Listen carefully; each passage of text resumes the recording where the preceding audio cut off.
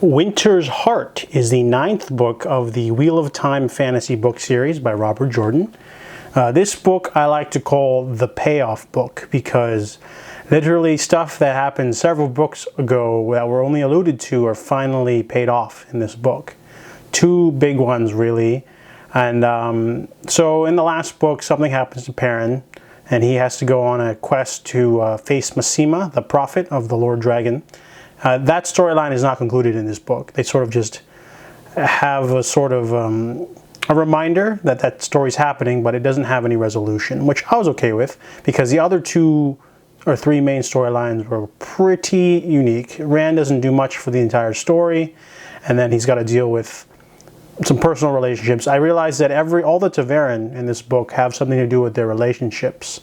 This is like the book of relationships and payoff for storylines that have been introduced earlier, but all 3 characters must deal with their personal relationships. So Rand has to deal with the love quadrangle that he's in, and then Matt is trying to recover in Abu Dar, and he meets someone very close to him as he's trying to leave the city that's now been taken by the Xinjiang invasion.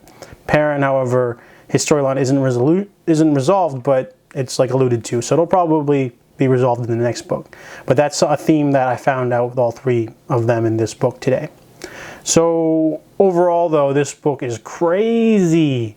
Some big things happen for all the characters, but then I love the finale. The finale was just so atmospheric, and they've sort of, it's almost like if you've ever played a role-playing video game where you sort of build up your own team, it seems that like Rand and Perrin and Matt have all sort of been building up their own little bands of people. Rand has the Isle. He's been conquering cities, so he's been getting small people here. He's got the Ashaman. He's got everything here and there. Aes Sedai as well. So like he can pick and choose. He almost has like his own team. So as he starts building up in power, so do his enemies. So his enemies come at him hard at the end of this book, and it's just a crazy, insane series of duels. Just had me on the edge of my seat. Definitely one of the more memorable finales I liked. Overall, the book has plenty of going on. The only storylines I don't really like is that the Athan Mier, the sea folk, they're very boring. Whenever they're complaining about something or they're trying to do something, I don't like the sea folk. They're very boring. It's probably because we've never explored their islands. You know how like in the book there's a lot of world building. Every time they go to a city they sort of explain the customs of what the people are like. Even if we haven't been there full on, we know about it. For example, Rad Doman has a lot of dark-skinned people, and Domani women are supposed to be vixens. They're very great at seduction and things like that. So there are inns called like the Domani wench. So even though we haven't been there, we know that when you speak about a Domani person, it's probably a dark-skinned person. But when it comes to the sea folk, they have like the face jewelry and they have like the command on the ships, but we've never seen like their islands. We've never been there. We know a little bit about like their history, but I don't really find myself being emotionally connected to any of the characters because there's so many of them. They're everywhere, and they're sort of just like following other characters around complaining. So whenever the sea folk have a main storyline, I find that kind of boring. But that's a small thing in the book. Everything else is crazy good. The action, the twists and things like that. Also, I feel like the Xinjiang are a little bit underdeveloped too, because we haven't really.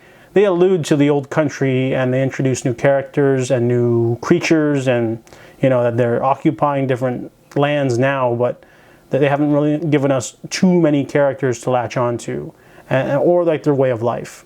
It seems like their way of life is everything can be slaves, from animals to people to, they have their own version of Gaishan, like slaves for life or something. So, I could use a little bit more Xinjiang stuff, I guess, because, they keep it at arm's length, but they'll probably go into that later. This is only book 9, there's still a good 5 books to go.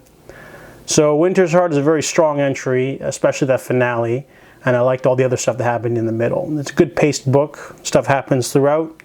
There's even some crazy stuff happening in another new city we've never heard of before, and their customs. So I really like Winter's Heart is a very strong entry in this fantasy book series. Crossroads of Twilight by Robert Jordan is the 10th book of the Wheel of Time fantasy series. Now, by book 10, you're either in or you're out, because, by book 10, there's 14 books total. 15 if you include the prequel, but you're pretty much in it, is what I mean. Surprisingly enough, Crossroads of Twilight is the first book of the series to not have a climax. And it doesn't really need one, to be honest.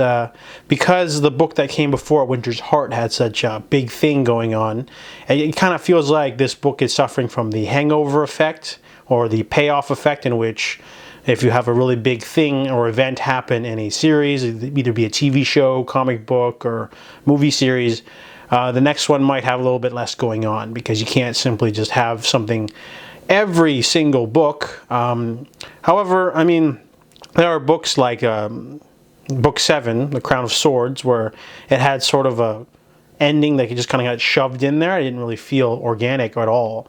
So I didn't mind that this is a setup book, really.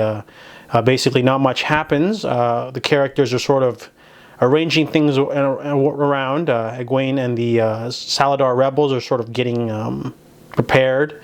Perrin is also dealing with his event, and the Xinchen. Rand is also dealing with something as well. He's trying to maneuver and escape, and then also Elaine is dealing with the Game of Houses.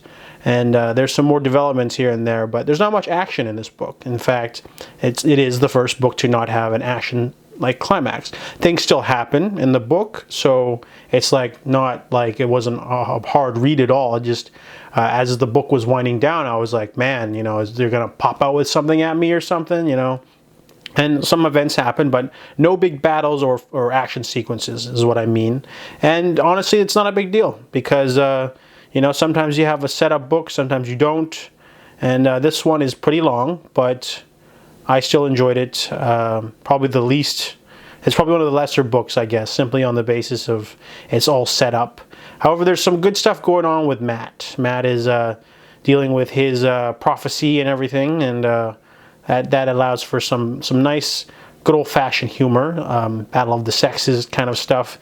Same with that other book where they had, Crown of Swords, where he's sort of like, most of the book enjoyment came from humor, really, and I like that. So Crossroads of Twilight is one of the lesser books because, it doesn't have much going on, but that's not a big deal, and that's what I felt about the 10th book.